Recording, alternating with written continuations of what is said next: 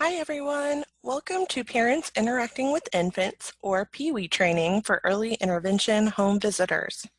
This training was created by Dr. Tweety Yates from the University of Illinois and will act as Module 2 within the Georgia Department of Public Health Babies Can't Wait Pyramid Model Training Rollout. Dr. Yates, Georgia DPH, and the technical assistance team at the Center for Leadership and Disability at Georgia State University have collaborated to bring you this webinar. Before we get started, let's discuss some important components required in order to complete this module.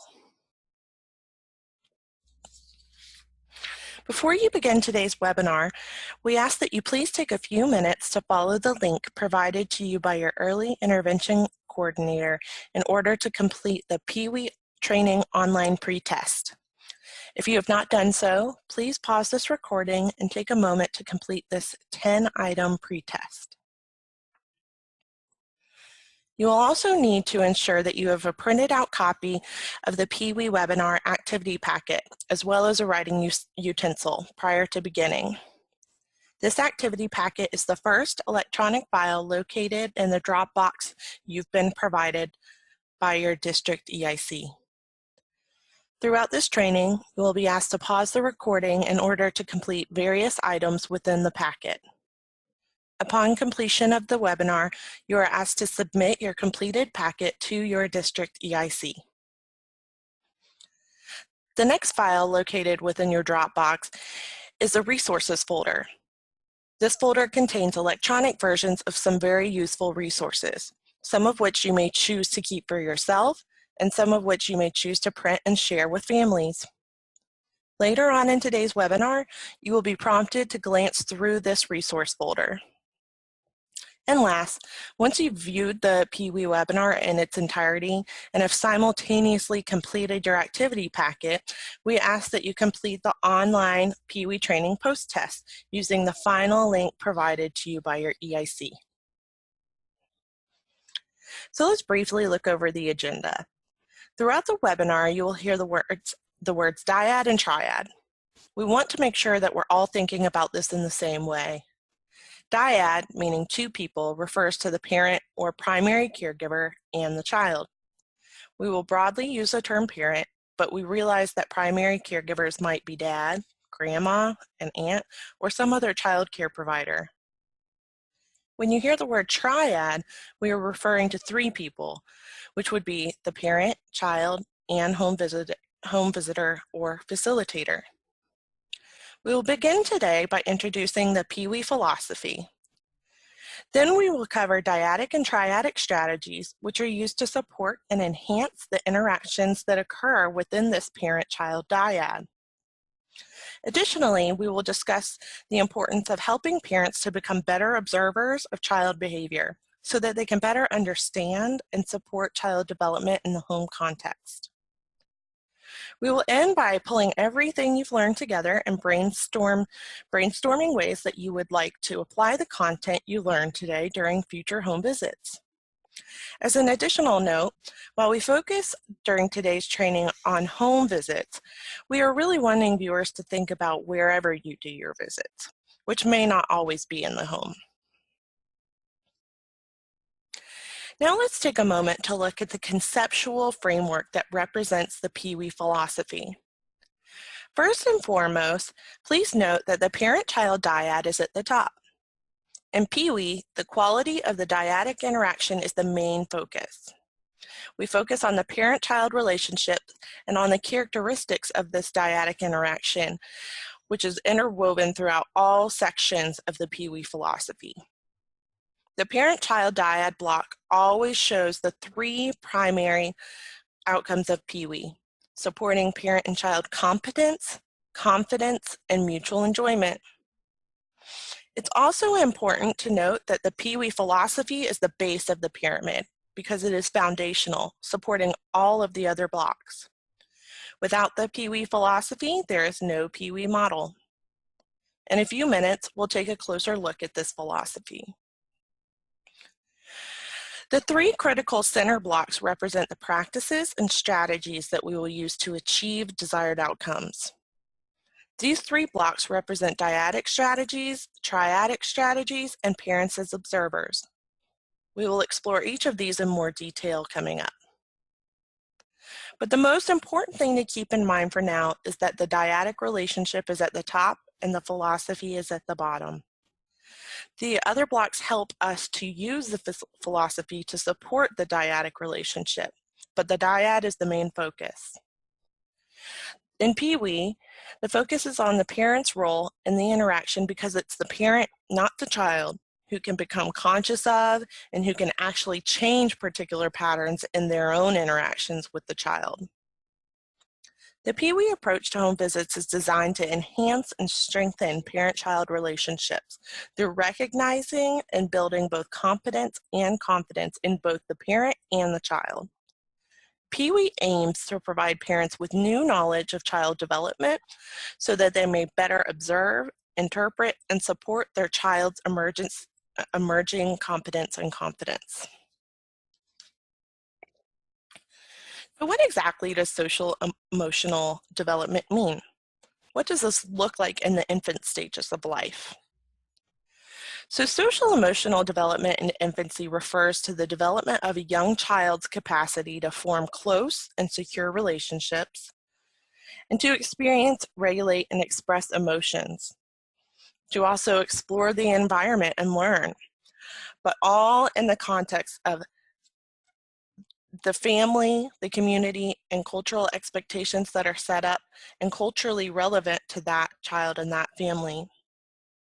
Social emotional development is the foundation for overall child development.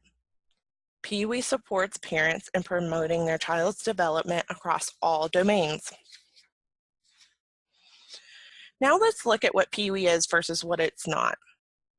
PIWI is a set of beliefs or a philosophy about families, children, and relationships. A philosophy that respects the unique characteristics of each parent, child, and parent-child relationship. Today's training suggests implementation guidelines that are applicable to home visiting and that are solidly founded in our understanding about how children learn. PIWI is an approach for supporting child development and learning within nurturing and responsive relationships. It is a way of thinking about what we do with families, how we do it, and why we do it that way. PIWI is not a curriculum. This slide shows the three main participants in the PIWI model: the child, the parent, and the home visitor. The importance of the relationships amongst these three is captured in this slide. If you notice the positions of the parent, child, and facilitator, it is the parent who's closest to the child. Notice the expressions on the faces of all three people. They seem to feel good about what's happening. They're comfortable and relaxed together, and it looks like they're having fun. It illustrates the three most important key outcomes of PIWI: confidence, competence, and mutual enjoyment. The first outcome is competence. Children should have opportunities to expand their competence by exploring their environments and interacting with others. Parents should also have opportunities to demonstrate and expand their skills and knowledge as parents, and to observe and take pleasure in their child's competence. The second key outcome is confidence. Both children and parents should have many opportunities to become aware of their own abilities, to feel good about what they do, both as individuals and as part of the dyad. The third PIWI outcome is mutual enjoyment. This basically means we want parents and children to enjoy their time together. Some caregivers need guidance towards achieving this goal. Mutual respect and enjoyment in relationships should also be mirrored in the adult-adult relationships that occur between home visitors and parents. Moving forward, you will definitely see how PIWI keeps the parent-child relationship at the center of everything that we do. Let's take a moment to envision what competence, confidence, and mutual enjoyment might actually look like in a parent-child interaction. We are about to watch a video clip of a mother and her child engaging in play along with facilitation from a home visitor. Mom is the one in the black shorts. Before we view the video, please make sure that you have your printed activity packet open to item number 1 with a writing utensil handy. As you view the video, ask yourself, what does this home visitor do to support the competence, confidence, and mutual enjoyment of mom and child in the video? What evidence do we have that mom is feeling confident and competent while also genuinely enjoying her time with her child? Ashes, ashes, we all fall down. Oh! Good boy! Yay! You do it again? Okay, ring around the rosy. Let's not say down this time and let her try. Ring around the rosy, pocket full of posies. Ashes, ashes, we all fall down. Yay! Down. Yay! It was a nice signal. Down. More. Ring around. That was nice. See? Tippy toes, come here. Nope. Ring around the rosy, pocket full of posies. Ashes, ashes, we all fall down. Crash! What a big girl. Boy, That for was the the movies first and time it ever happened because Oh. I've tried reading books and doing that before. I can't believe she actually. Oh, she's so good. That was beautiful. That was beautiful. I mean, that was it, right? That was Okay, there she is. Mwah! Mommy. Please take a moment to record your response to item number 1 in your activity packet.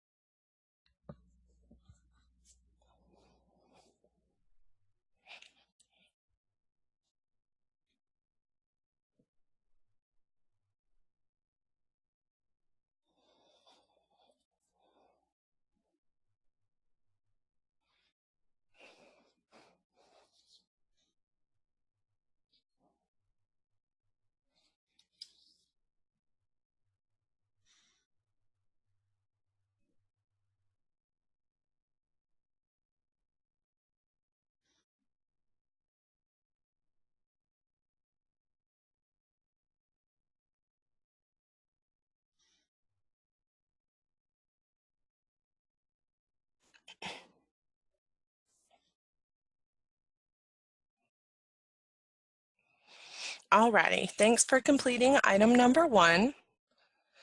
And now we'll take a closer look at the PIWI philosophy as the foundation and basis for everything that we do.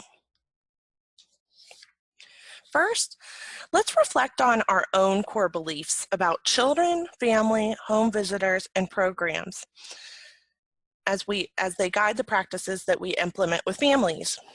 We'd like you, the viewer, to take a moment to reflect on your own beliefs in relation to early child development.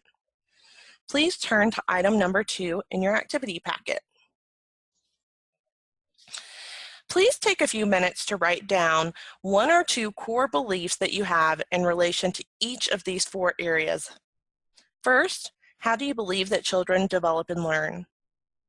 Second, what are your beliefs about how parents influence their child's early development? More specifically, what is the parent's role? Next, what do you believe your role is, the role of the home visitor, in supporting early development?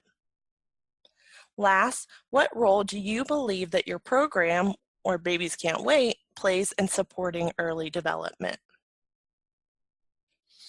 Take a minute or more to record your responses to these 4 questions in item number 2 of your packet.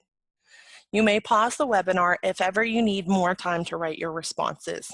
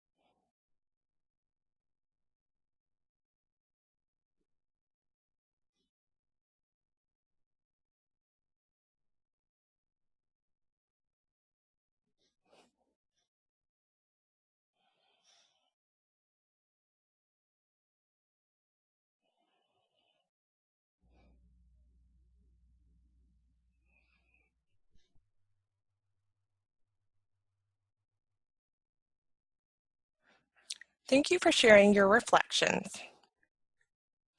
So, if we really believe those things, then how do our practices reflect this? Ask yourself, if someone came to observe one of my home visits, would they be able to see my beliefs in action? Think about what happens on your first home visit with a family and a child. How do you set the stage for what will happen during future visits? How do you explain what the role of the parent will be? How is your program's philosophy reflected in materials, practices, and protocols? For example, after reflecting on her practices at one PIWI training, a participant reported that she changed all of the names in her day planner from the child's name to the family's name to constantly remind herself that she needed to be more family-centered instead of child-centered. As part of the electronic folder provided to you all by your district EIC, you will find a subfolder that houses some helpful resources for you and your fellow providers. Please take a moment to pause this recording and open your electronic resources folder within the Dropbox. Take a few minutes to look at your PIWI philosophy handout. Would the philosophy be easy for you to put into practice? How does it relate to what you're already doing? While your folder is open, go ahead and also take a look at the PIWI Implementation Guidelines handout, which provides a checklist to help us facilitators monitor our practices.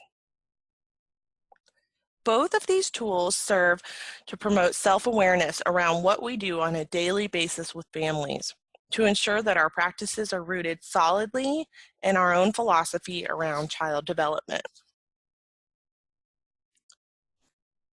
So here is one example of a typical PIWI-centered home visit so that everyone, parent, child, and facilitator, goes into each session knowing generally what to expect. We'll look briefly at the schedule. First, the facilitator takes a moment to have an informal check-in with the parent and child, followed by an opportunity for the parent to share any major triumphs or challenges that occurred since last visit. We'll talk more about DOTs later, but developmental observation topics primarily mean that the parent and facilitators agree upon a specific focus for the home visit. The guest prediction part is in orange because this has been such a fun and successful part of PIWI. After the parent and home visitor talk about the DOT and what materials they will be using, the home visitor asks the caregiver to guess what they think their child will do during that specific activity that day. What do you think the child will play with first? What do they think their child will like best? Making sure that the parent knows there are no right or wrong answers. We're just taking a guess at what we think the child might do. This allows parents to practice being better observers and interpreters of their child's behavior. With PIWI, it is always a good idea to establish from the onset that parent-child interaction will be a key area of focus during each and every session. Much of the meat of the session should entail parent-child engagement during play, with the facilitator just as a supporter of those interactions. This means at least one parent must be present to participate in each session, as he or she will be the person engaging with the child during play segments. During the closing, it's good to talk about what happened. Did the parent guess correctly to predict how their child would react in a particular situation? Or did their child do something completely different? Did they surprise us? We have found that this really helps the parent focus on their child and really observe to see what their child does, or how they as a parent impact their child's development. Also during closing, the facilitator seeks out areas of concern that the parent would like to address between now and next visit, as well as during next session. Again, this equips the parent with the security of knowing what will happen next time. Last, it's always a good idea for the triad to be engaged in some sort of goodbye song or routine to end the session. This can be particularly helpful for both children and adults who struggle with transitions. Within your electronic Dropbox folder, you will find 2 video clips, one depicting an example of an opening discussion and another depicting a closing discussion between a home visitor and a parent.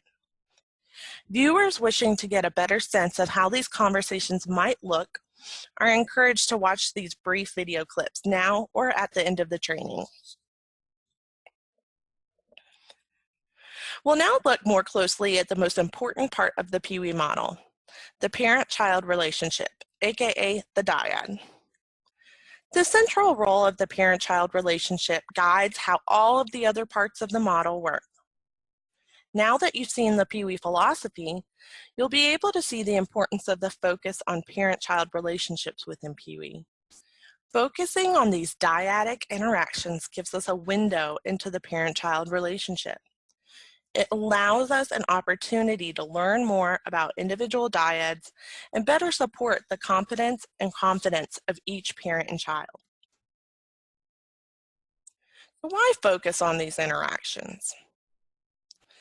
Children grow and thrive in the context of close and dependable relationships that provide love and nurturance, security, responsive interaction, and encouragement to explore. Nurturing human relationships are the active ingredients of healthy development. And furthermore, for all children, but perhaps even more children with disabilities, interactions with caregivers shape a child's ability to learn, give and accept love, feel confident and secure, and demonstrate both empathy and curiosity. All abilities that are central to success in life and in school. One thing we know for sure, it's all about relationships. Parents need to know that we care before they care what we know. This is why it's not simply enough for home visitors and facilitators to demonstrate extensive knowledge around child development.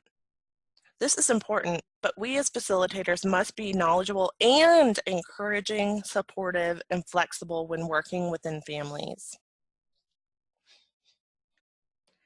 We need to remember how important it is for home visits to be parent-child focused rather than home visitor-child focused.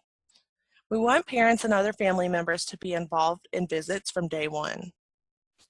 Unfortunately, research shows that the vast majority, anywhere from 51 to 83% of home visit time is spent in provider and child engagement rather than caregiver-child focused interactions.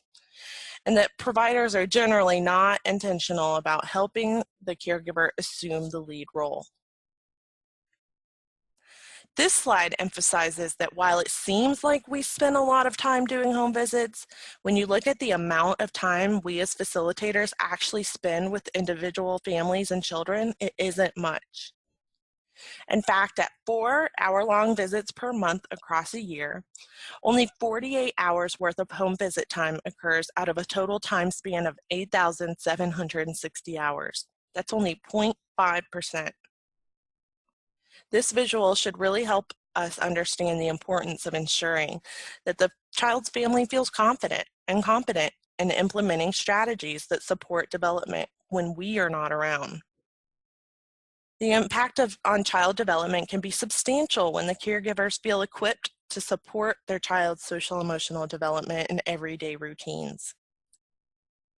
Please note that this graphic is available to you all within your electronic resources folder.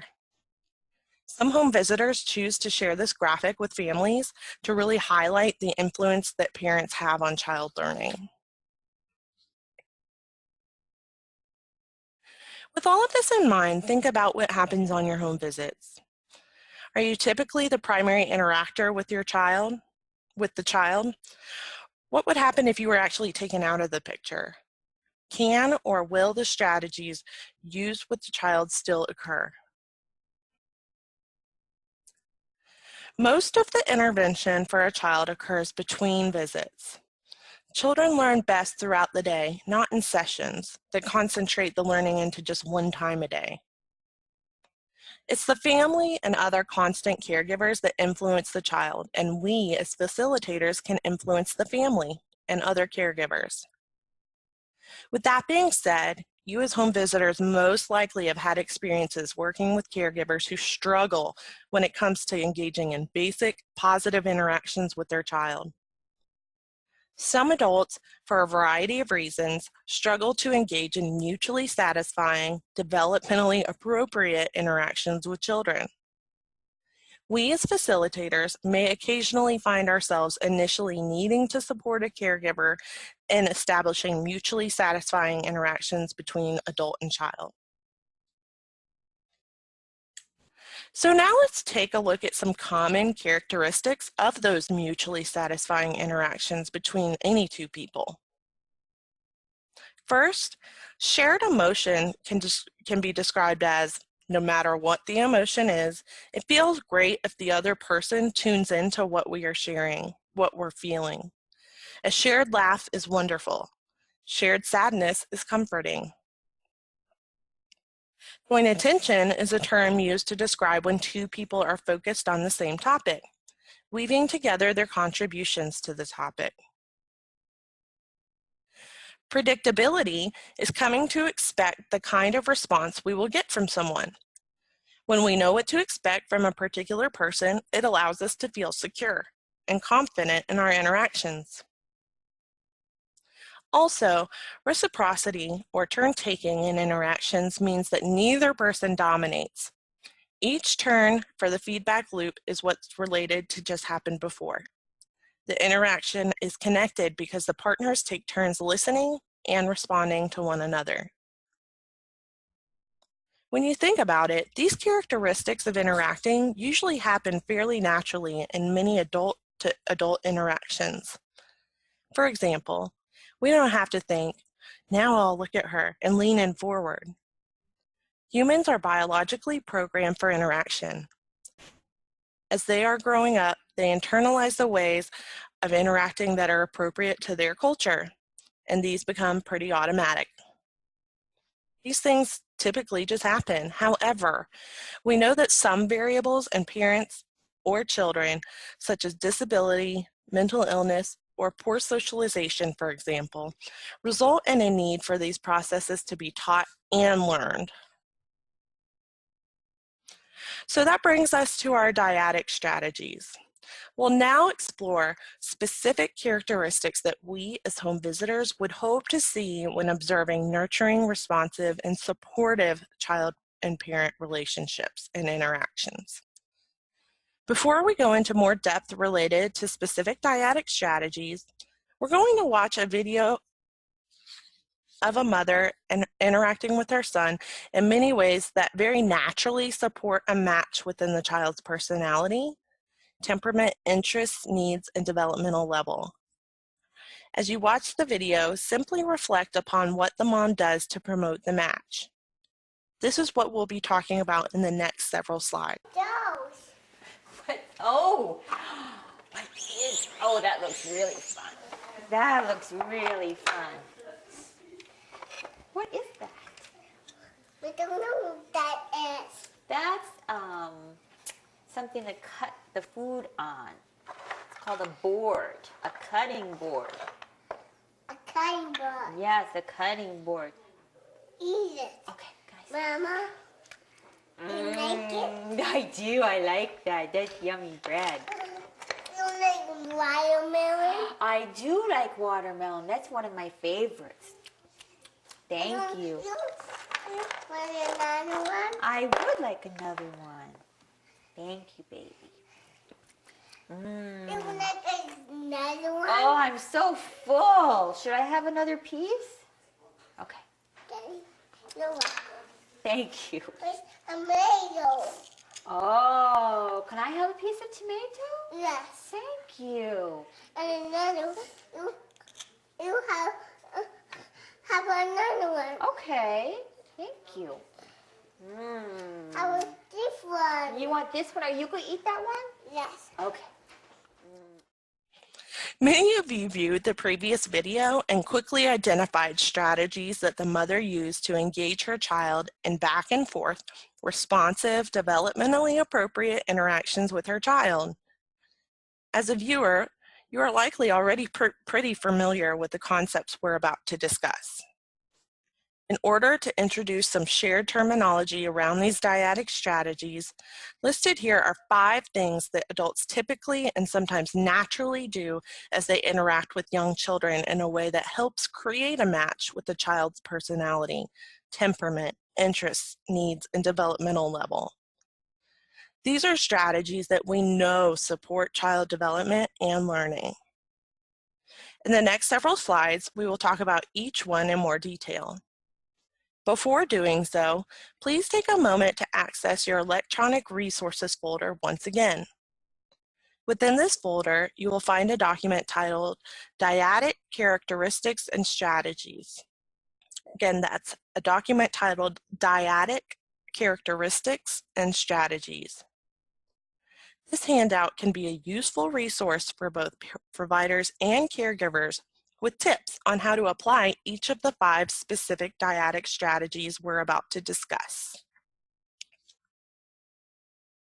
The first characteristic is setting the stage for interaction.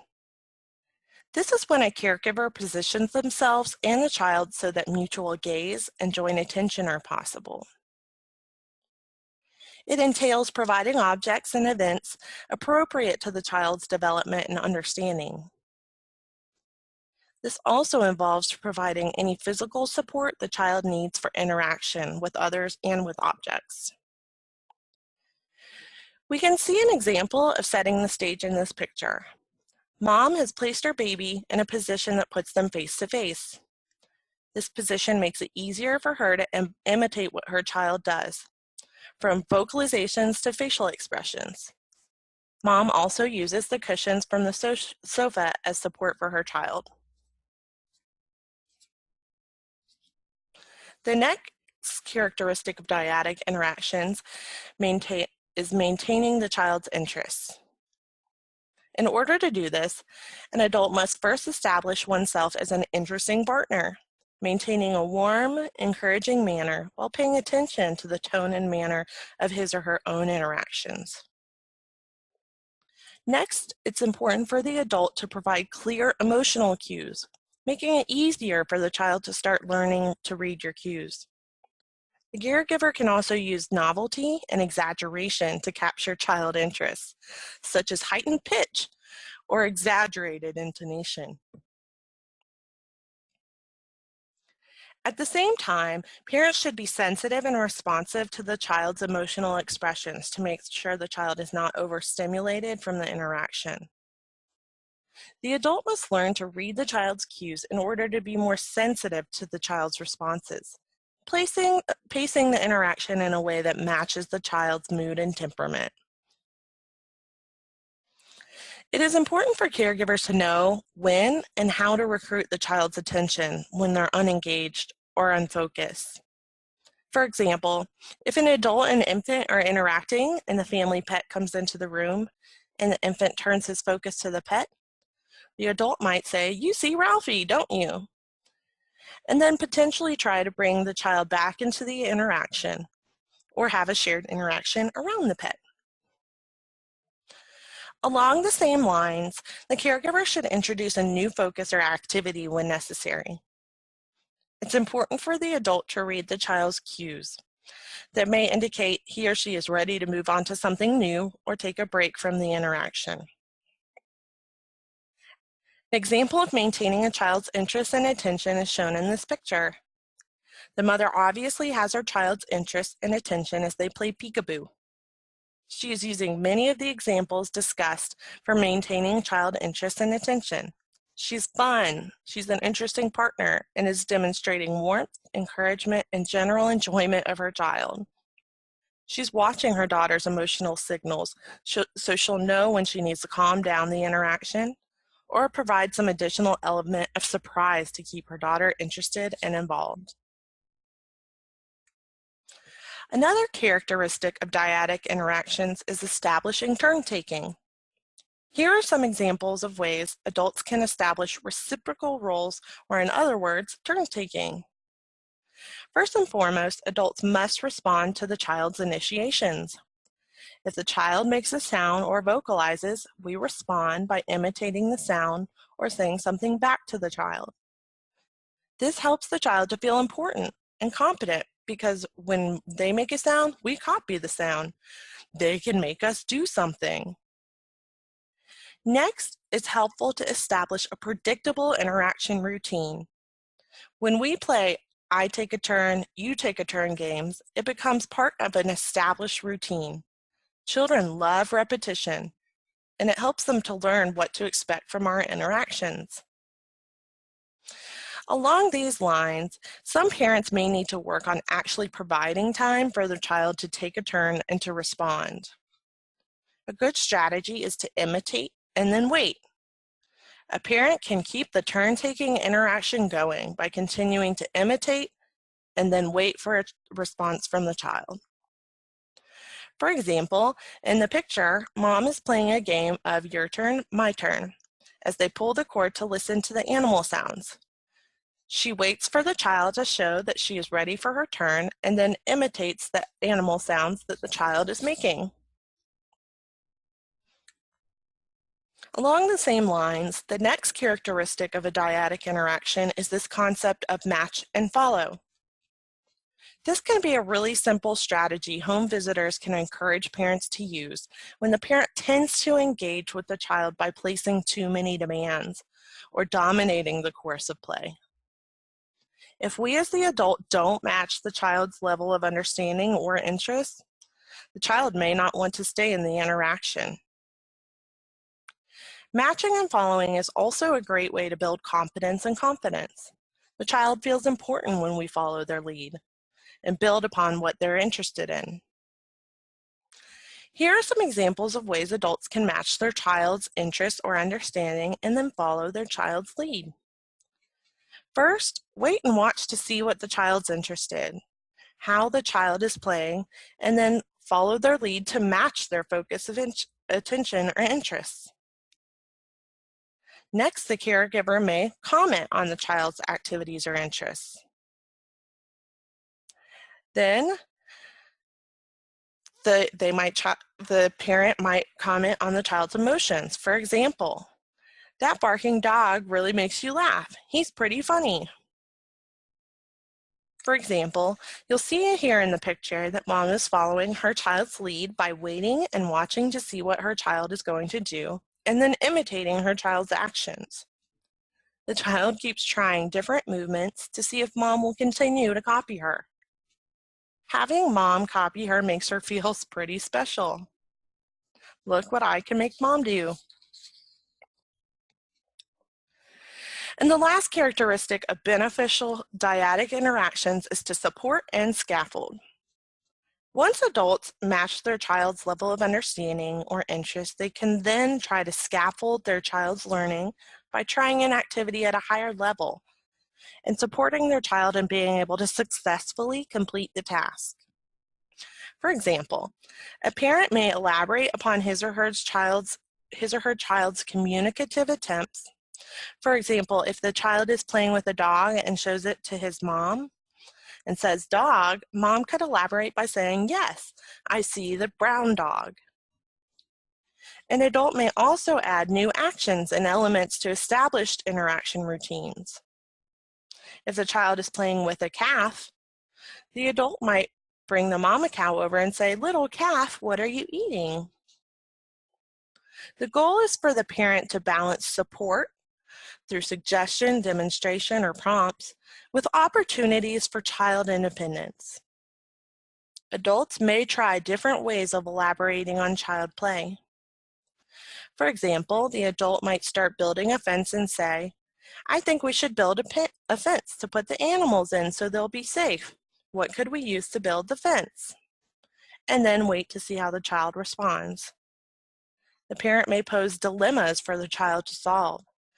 For example, the adult might say, "Oh no, the horse got out of the fence. What are we going to do?" As you see in the picture example, Mom supports child in successfully putting pegs in the hole by putting her hand over the child as they put the peg in the hole. Mom then encourages the child to try to put the green peg in the hole, establishing an expectation for child independence. When the child is able to successfully put the peg in, Mom might then say, "What should we do with the yellow peg?"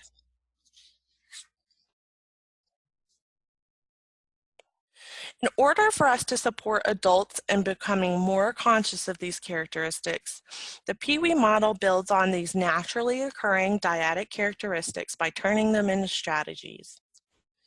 As adults become more conscious of these strategies, they can use them to adjust their interactions with children to create a better, more responsive match in the dyad. So next we are going to watch another video representing a mother-child dyad. In item number 3 of your activity packet, please jot down 2 to 3 examples of specific dyadic strategies that this mother successfully uses during the interaction with her child. Then, after listing out those parenting successes, please list 1 or 2 next steps for this dyad. What could mom possibly do differently or try out next time? Let's see, to decorate their faces. Look, kitties have whiskers to dip their milk. Where's the milk? Feel the milk? Patty cake?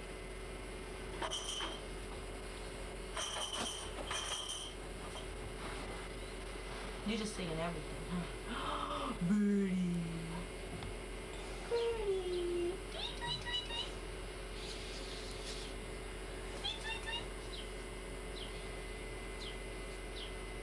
Carrot. A carrot and a birdie together. She's good. That's so silly. Give me a bite. Your turn. My turn.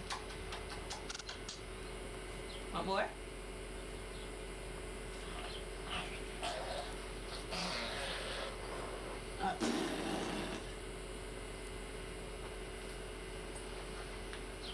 Patty cake. I'm done. Where's the baby? That's not the baby, that's the mom. Here's the baby. I see the baby.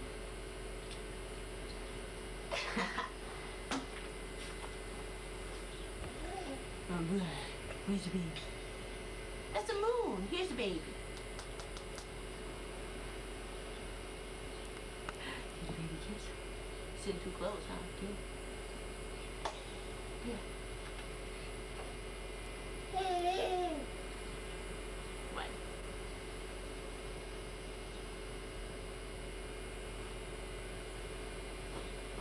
What are you doing? Ooh. Ooh. Ooh.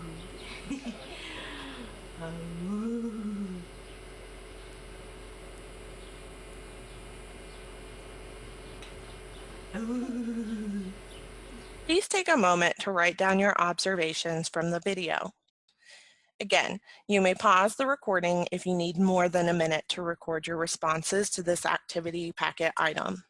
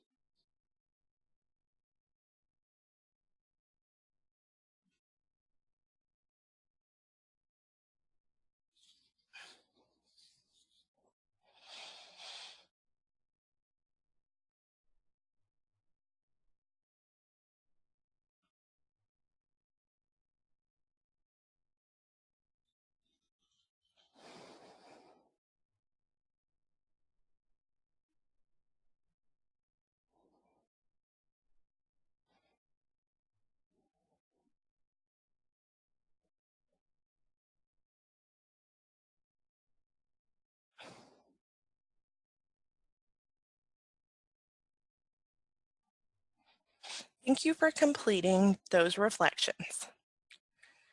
So, before we move on, let's take some time to brainstorm around a common home visiting dilemma. According to reports from one facilitator, mom always wants to clean up while I do the home visit with her child. She says it's the only time she has to get anything done. So what could facilitator do to engage mom in the home visit? I'm sure this is a situation that we run into all too often. First of all, this scenario should make us go back and think about how we talk about home visits during the first conversations with families. Do we talk about our role and the parent's role? Do we share our philosophy that the parent is the most important person in the child's life? Do we set clear expectations on what happens on home visits? Sometimes, even when we do these things, we might still have some parents, like the one above, who sees the visits as a time for us to work with their child. This doesn't support our philosophy, nor is it the best way to make the most of our time with families, especially when referring back to the pie chart we looked at earlier. So take a moment in your mind to think about how you might approach this dilemma.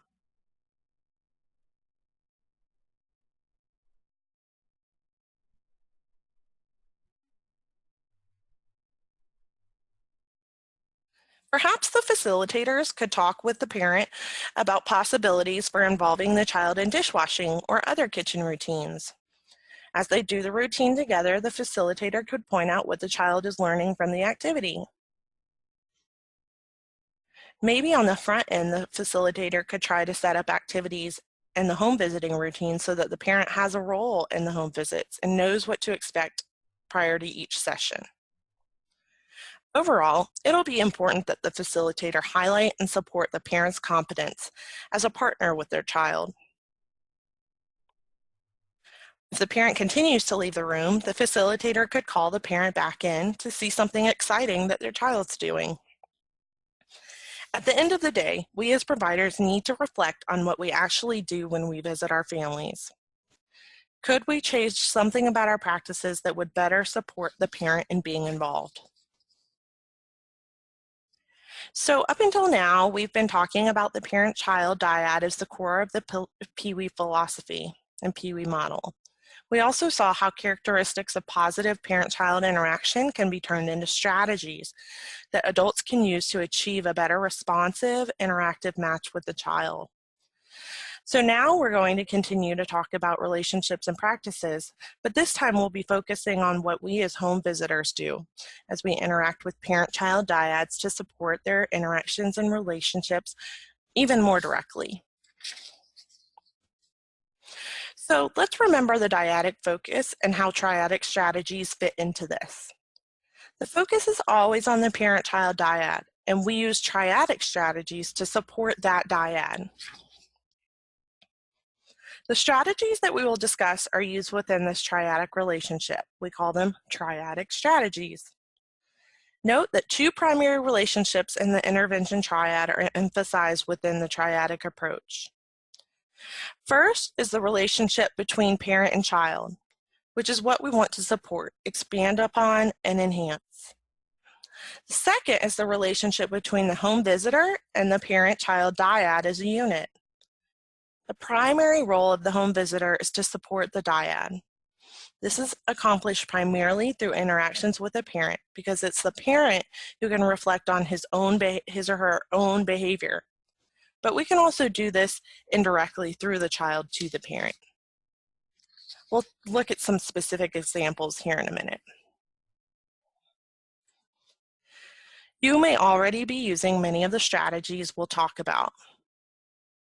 The reason for naming the strategies is to give us a way to become conscious of what we already do, to expand beyond what we already do, and to think about what we do in a more purposeful way, to use our interaction styles as strategies. To do so, we have to be more conscious of what the strategies are in order to recognize them in ourselves. Triadic strategies are those used by the facilitator during parent-child interactions to expand and build interactions that are pleasurable for both partners and supportive of child development, while also recognizing and strengthening the natural competence of parents as they interact with their children. So just as you were provided a dyadic characteristics and strategies handout in your electronic resources folder, you have also been provided a triadic strategies and examples handout. Please take a moment to pause this recording and access your electronic PIWI folder now in order to open this document, the Triadic Strategies and Examples handout.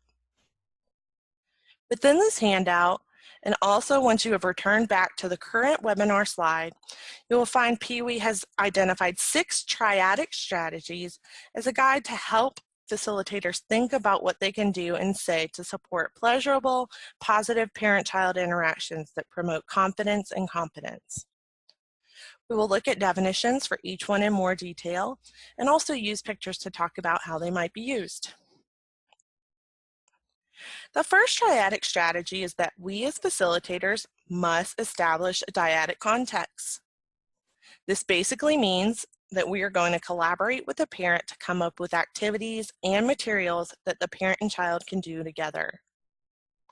This ensures not only that home visits remain parent-child focused, but also that between session, positive parent-child interactions are even more likely to occur. In this picture example, we know that on the last home visit, Mom and Maggie had so much fun crawling in and out of the box. So we already know that this is a material that has already supported parent-child interaction, and that was fun for both parent and child. As we problem solve with Mom about how we can expand upon this activity, we decide to cut a hole in the box so Mom and Maggie can play peekaboo. Next, we as facilitators want to affirm and acknowledge parenting competence. In this example, as explained in the bubble, we acknowledge Mom's competence by commenting on the great activities that she came up using materials from their own home, which the home visitor and Mom had been talking about. The child was working on language and fine motor skills, and the home visitor points out to Mom how this activity supports both areas by saying, "You can talk with her while you cook, and she's practicing her grasp. Way to go, Mom, great idea." After that, we focus attention, commenting or expanding upon the parent or the child's actions in order to draw attention to particular competencies that either are demonstrating. The key words here are in order to. The child is doing something that is showing his or her developmental competence, and you are going to point it out to the caregiver. Focus attention in order to have Mom recognize what the child's doing, why the child may be engaging in the action, and why the action is developmentally important. In addition, focusing attention may be useful for focusing the parent's attention back on their child. For example, Mom is looking at her phone and you say, "Look, Mom," to focus her attention back on the child in the home visit. "She's trying to figure out how to put that key in the lock. Have you ever seen her do that before?" Of course, you are likely familiar with the role of facilitator as the provider of developmental information for parents. When providing developmental information about the child's developmental agenda is given when the facilitator verbally labels or interprets the child's emotional, cognitive, language, and motor abilities within the context of play and interaction. We as facilitators have the opportunity to go beyond just providing developmental information, taking that information and making it make sense to the parent in relation to his or her child. Basically, conveying this information in a way that's understandable and culturally relevant for that child and that family. In this example, the home visitor is pointing out to Mom how the child is communicating, what the child is trying to tell us, all within the context of play and interaction as it's happening. "Look how she kicks her legs when you stop singing and bouncing. She's telling you that she wants to do that again. That's what we were talking about earlier, how she lets us know what she wants." The next step for many home visitors is to model dyadic strategies for the parents to use. The key word here is momentarily taking on dyadic interaction roles. When we model with a child, we take over the parent's role. We become the primary interactor with the child. While this is okay in short, brief moments, in PIWI, we want the parent to be the primary interactor with their child. So when modeling a strategy with a child, it's important to only do this momentarily and then quickly pull the parent back into the interaction to practice as the primary interactor. In these pictures, you can see the facilitator is modeling how to point out pictures in a book, and then child follows through, and then mom practices this strategy as well. And lastly, we as home visitors may need to suggest something for the parent to try out with this child. It's important to keep in mind that while the home visitor makes a specific suggestion, it is still done in a way that supports the parent's competence and competence. In the example shown, instead of saying, "Mom, it's great you have so many toys, but this is just too many. We need to put these away," this specific home visitor says, "He seems to really like the cars. What do you think might happen if we move the other toys and just have the cars out? Would you like to try it and see what he does?" The difference is that we are allowing the parent to come up with some of the ideas as to how to impact their child's learning. What is the difference in the way that sounds? How do you think it makes the parent feel specifically? Even when we must become slightly more directive in our guidance, we must also ask ourselves, have I set this up in a way that supports the parent's competence and competence? As you've probably noticed, these triadic strategies go from non-directive to more directive. The non-directive strategies mean setting up a dyadic context, where some more directive strategies entail modeling and suggestion. The further down the continuum, the more directive you're being, and the more you are deciding what the dyad should be doing. It's a good rule of thumb to use the least supportive strategies at the top more frequently, and then the more supportive strategies least frequently. This is because if we provide too much support, we run the risk of also appearing intrusive and taking over the role of the parent. This also creates overdependence on the facilitator and poor generalization of skills between sessions. The trick to using triadic strategies is to provide enough support, but not too much. This requires that we as home visitors become very conscious of what we are doing and continually adjust our support.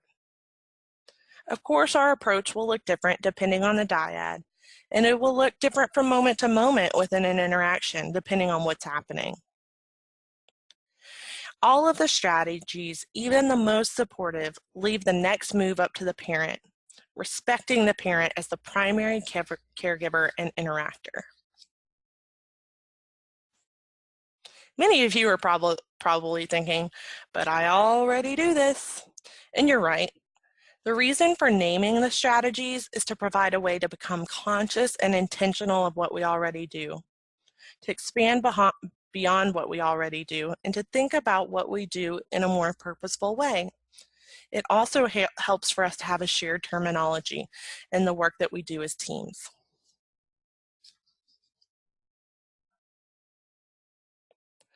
So now we're going to watch a video of a facilitator supporting a mother-son dyad on a home visit. Using a triadic lens, please record your observations in item number 4 of your activity packet.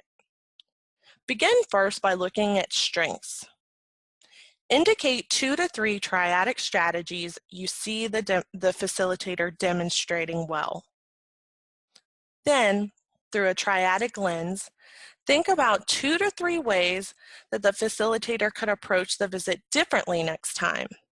Please make sure that you start with strengths. Hello, babe. Did you like that song? Yeah. So, Bernadette, I was thinking after last time we met that Gabriel seems ready and kind of anxious to be moving around. So I brought some toys with me that I like to use, and I'd like to work on rolling from back to front today. Okay. Does that sound okay? That sounds great. So what we're going to do is I'm going to pull out some toys that will kind of motivate him and set up the environment so that it's motivating for him to do that. Okay. And the benefit of giving him the opportunity to work on this is that once children have the motor skills to explore their world, they have the opportunity to learn and grasp objects and get access to things that get them excited about the world and to learn about the world around them. Okay. So before I pull some of the toys out, do you have any predictions around what you think he might do if we put some toys just out of reach? I think he'll roll over. Okay. Yeah. You think he's ready? I think he's Are you ready for that? Are you ready? So I would like you to put these, pick whatever toys you think. We have options here. Whatever you think he'll kind of go for. And we'll see what he does. Oh, you got it, buddy. Get it. Go, go, go. Go get it. So you might want to give him just a little bit of, oh, he did it. Yay. You did it, buddy. Good job. Wow. He's doing great. Look at that, moving around. Should we try it again? Do it again. Want to roll this way? Go this way. Can you roll back? There we go. What do you think? What are you gonna do? Come on. They like that. Roll you back over. Here we go. Ready? Beep. There we go, Bob. Please take a moment to write down your responses to item number 4. Remember to start with strengths, what triadic strategies were successfully used, and then what could be done by the facilitator differently next time. Remember, if you need to pause the webinar recording in order to take more than a minute to write your responses, you may do so.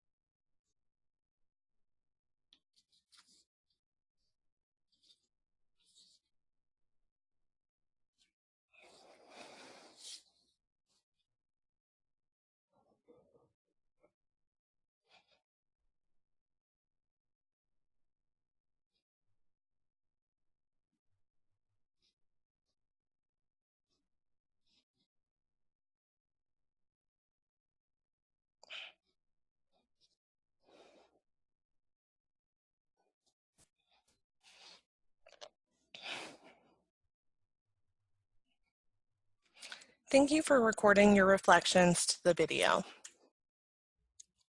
When emphasizing the importance of home visiting through the view of a triadic lens, it's important to discuss a practice used all too often by early interventionists, bringing in our own toys or materials from the outside of the natural home environment. Think about where you are when it comes to taking toys into homes, as opposed to using materials in the home. What do you think the toy bag means through a triadic lens?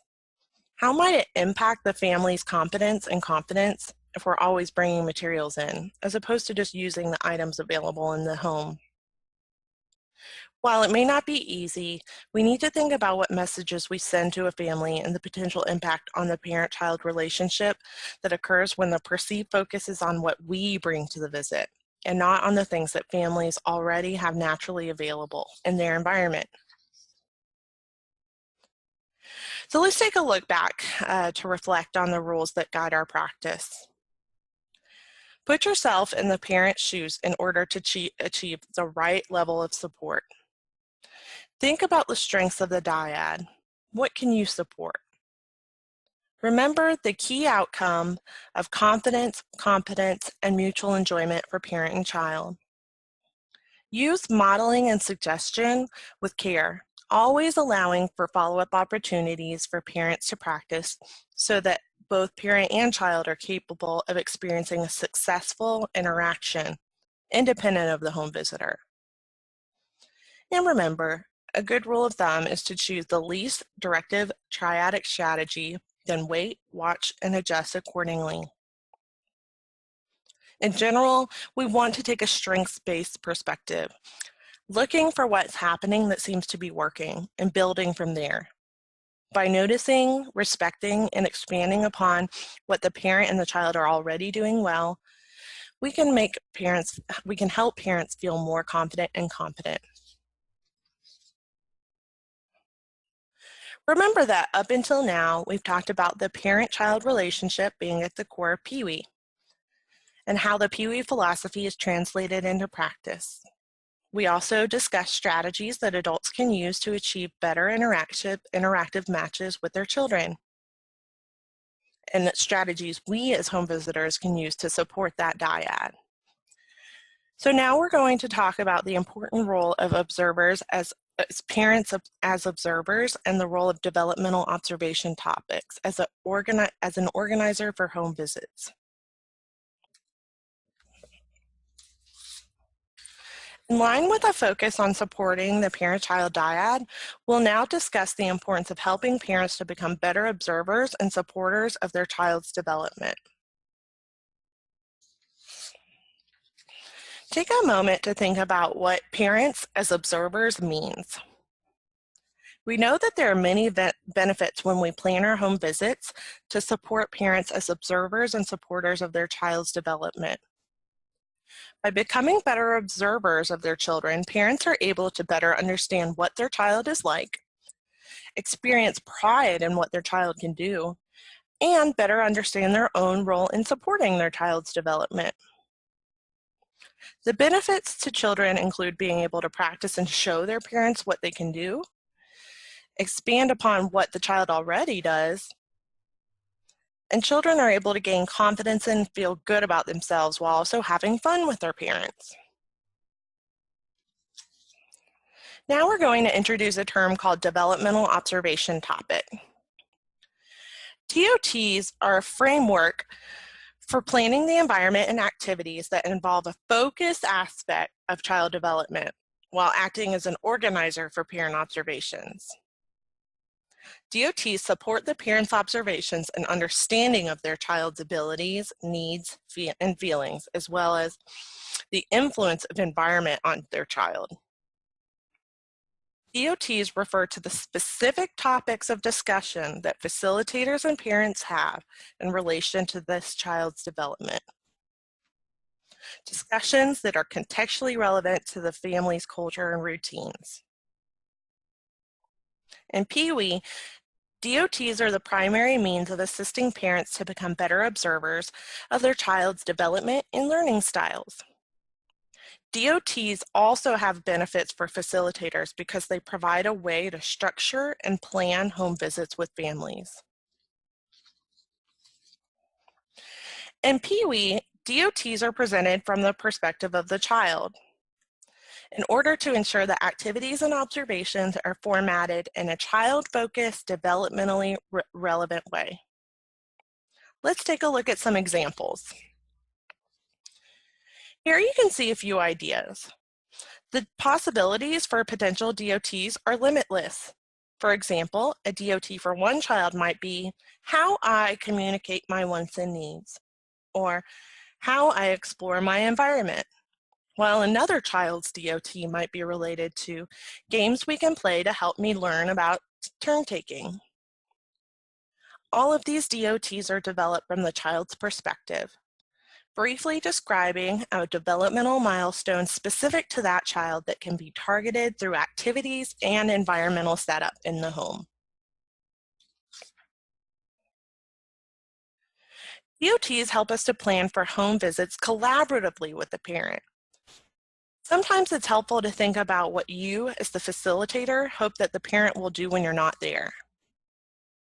Adults naturally need to understand why something is happening. Why is it important? Why does it matter? Not knowing can be a barrier to developing the relationship with the family that you want as the facilitator. Therefore, it's best to convey information as to why we are doing what we're doing. In PIWI, one of the best ways we support parents as observers is to have a focus for each home visit and socialization. Focusing observations give parents many continuous opportunities to become better observers and interpreters of their child's development. As they become better observers and interpreters of their child's development and perspective, they're able to be more sensitive and responsive to their child, which in turn helps them to better match their child and support child development.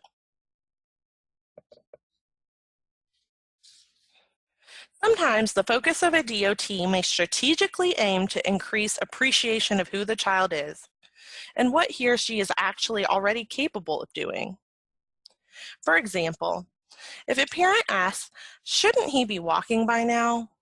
you as the facilitator might point out other mini milestones that the parent perhaps hasn't noticed yet, such as, "He's on his way, watch how he pulls up on the table, then takes a step."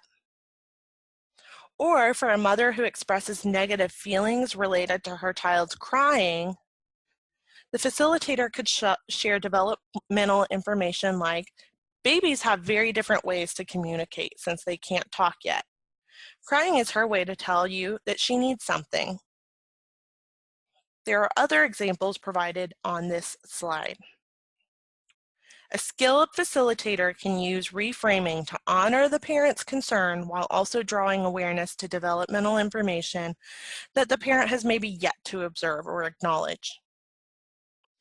As a solid body of research will show, many parents lack accurate information about child development, either significantly over or underestimating child acquisition of skills. This misinformation can lead to unrealistic expectations of the parent for the child, or a lack of focus on developmentally appropriate skill building or play. So these DOTs can be derived from a number of sources. We'll briefly discuss each point in more detail in the next slides. First, we use our own knowledge of child development and observations of children to think about what they are working on developmentally and what they're interested in. These observations will give us great ideas for DOTs.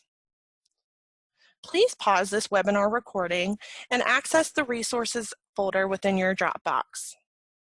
Take a look at the What I Am Like handout depicted here on the slide. This provides examples of developmental milestones worded from the child's perspective. This handout is a wonderful resource to share with parents who may be lacking accurate developmental knowledge. We should also rely on the child as a source for ideas for DOTs. What is the child working on developmentally? What are they interested in? We can surely expect child engagement to be high when we're selecting activities that promote child development but are also interesting and enjoyable to the child. DOTs should also reflect parent concerns and interests. Does the parent have any concerns about their child's development? Are they interested in trying something with their child that's new to see what will happen? By considering parent concerns and interests when we select DOTs, there's a much better likelihood that parents will implement strategies between visits, as caregiver motivation and input has been captured up front. It's also an option to expand upon outcomes identified as part of the IFSP, or Individualized Family Support Plan. For example, shown here as part of Teddy's IFSP goals, he will let his family know what he wants by using signs, gestures, or words. A DOT that breaks this goal down into a routine-based activity written from the child's perspective in a DOT might be, "How I use signs to let you know what I want during mealtime." As you can see, this DOT serves as a manageable, doable activity that Teddy and his family can practice during meal times every day to promote Teddy's communication. DOTs may also be derived from school readiness goals. as well as other tools and resources such as the Georgia Early Learning and Developmental Standards, or GELDS. As was previously mentioned, focused parent-child activities and interactions shouldn't require special toys or equipment. Oftentimes, DOTs are developed in line with the characteristics of available materials. For example, if a parent has identified play skills as an area of concern, and we know that the child seems to be drawn to boxes located within the home, parent and child could engage in games like peekaboo or fort building using these boxes.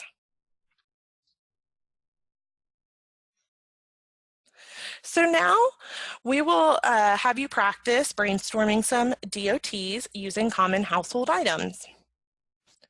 In item number 5 of your activity packet, please write your responses to the following question. How could I use some of these items during a home visit to facilitate caregiver-child interactions and to promote child development? Again, how could I use these items during one of my next home visits to facilitate caregiver-child interactions and to promote child development? The household items depicted here include a toilet paper and paper towel roll, crayons, toy cars, a book about cars, and some colored paper. So please take a moment to write down your responses to item number 5 in your activity packet.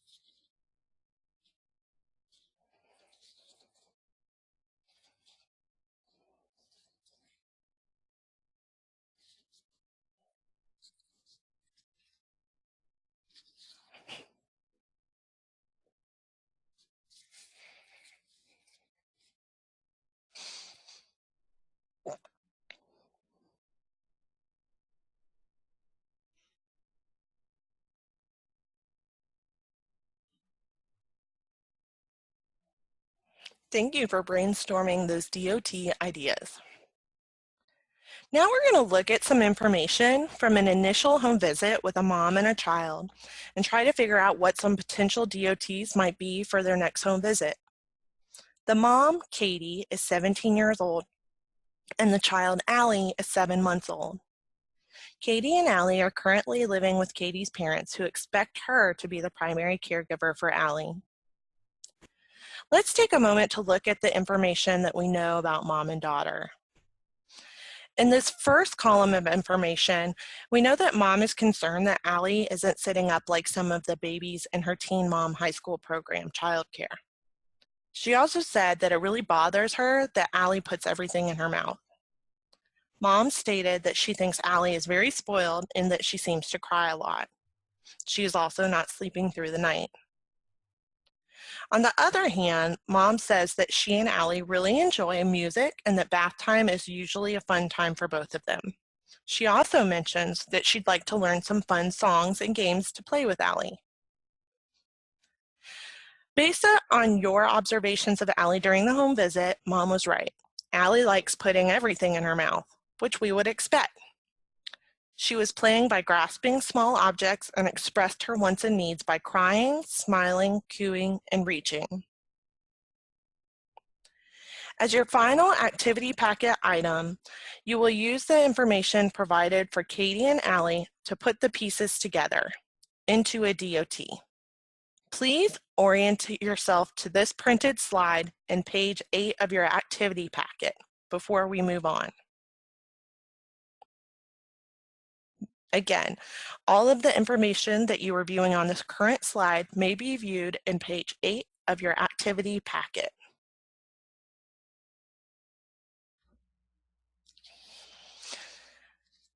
Before you complete item number 6 in your activity packet, please turn to page 7 in order to familiarize yourself with the table you're going to complete. The items within that table are depicted here. In summary, you will select pieces of information from that slide and page 8 in order to create a DOT. The table in item number 6 will walk you step by step through this process. You are encouraged to use the tips in the gray italics within each column of the table to help you complete this process. In item number 6, please look at the first column. Pick one of Katie's concerns and write that response in column A. Next, think about Allie's interests and abilities, as well as Mom's interests. Select one of these interests and abilities to be used as the context or the ability that can be used to target one of the concerns listed in column A. I will repeat column B's task. Think about one of Allie's interests and abilities as well as Mom's interests. Record this response in column B. In column C, use the information you listed in A and B to create a DOT, or a focus for the next visit. Don't forget to use the tip provided in gray italics as you format your DOT from the child's perspective. Again, in column C, you're using the information that you wrote into column A and column B in order to create your DOT. Don't forget to use your tips in gray italics to help you complete this process. And last, in the final column, think about a routine when and where your DOT could be embedded in order to allow for practice. Basically, where and when will your DOT be worked on during the family routine? Please do not hesitate to pause the webinar now in order to complete all columns of the table in item number 6. Again, please don't forget to reference the tips in row number 2 that are in italics in order to help you develop your DOT.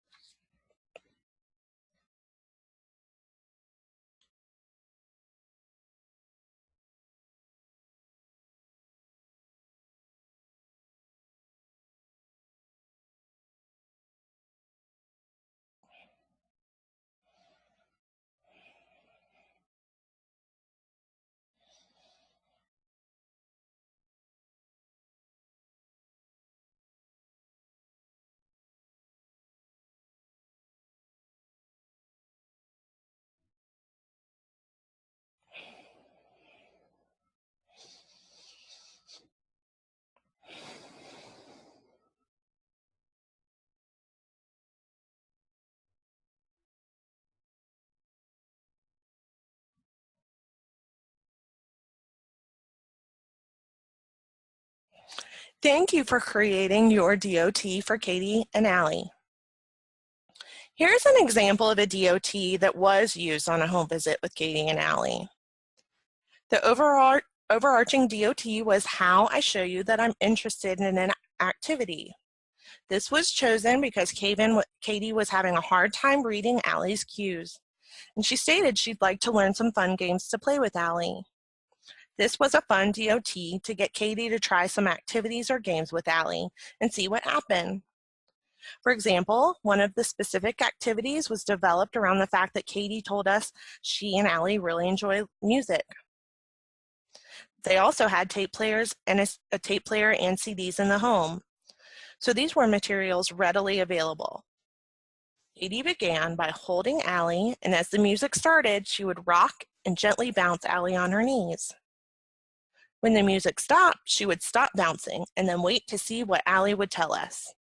Would she let us know that she wanted to do the activity again, and how? This was a great way for Katie and the home visitor to learn some of Allie's cues, and the activity was fun for everyone. It's important to keep in mind as we develop DOTs that being cute is not enough. It's great to have cute, fun, and engaging activities and materials, but those need to be linked to the DOT. They need to be linked to some developmental objective that's important to the parent. In order to support parents as observers, the activities need to support the DOT focus so the parents can observe their child as they play together with materials. It needs to make sense to the parents, and it also needs to make sense developmentally.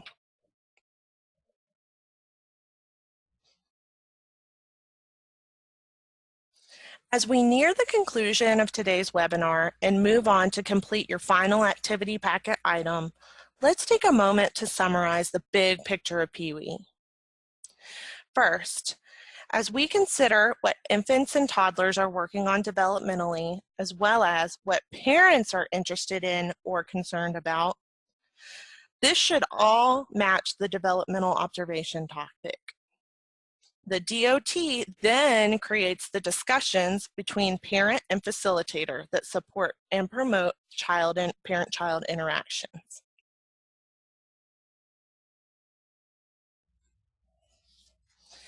By helping parents become better observers and interactors with their child, PIWI ultimately aims to promote parent competence, confidence, and mutual enjoyment. With this summary in mind, please turn to the table in item number 7 of your activity packet.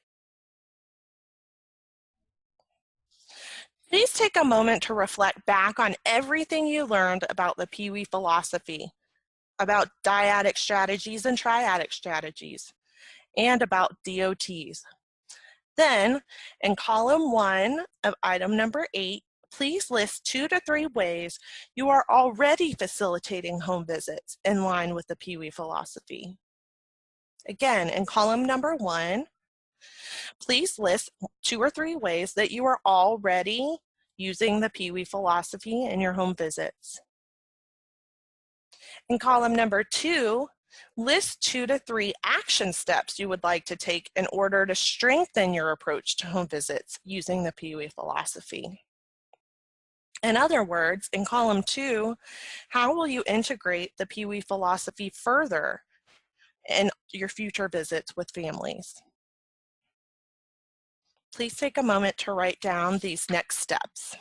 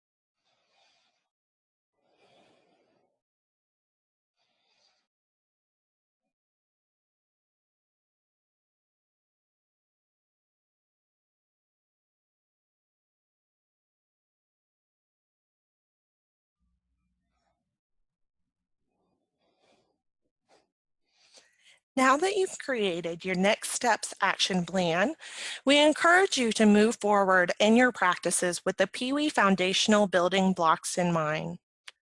You have the ability to empower and uplift parent-child dyads in ways that make parents the best supporters of their child's development that they can be. Thank you so much for dedicating the time and effort to complete this training. And last, congratulations, you've successfully completed this webinar. In order to receive your certificate of completion, please submit your completed activity packet to your district EIC.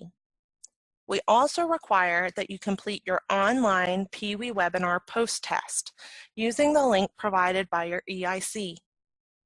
Please do not forget to explore the helpful resources available to you within your PIWI Dropbox folder. And once again, thank you for participating and for all of the great work you do to support Georgia's young children and their families.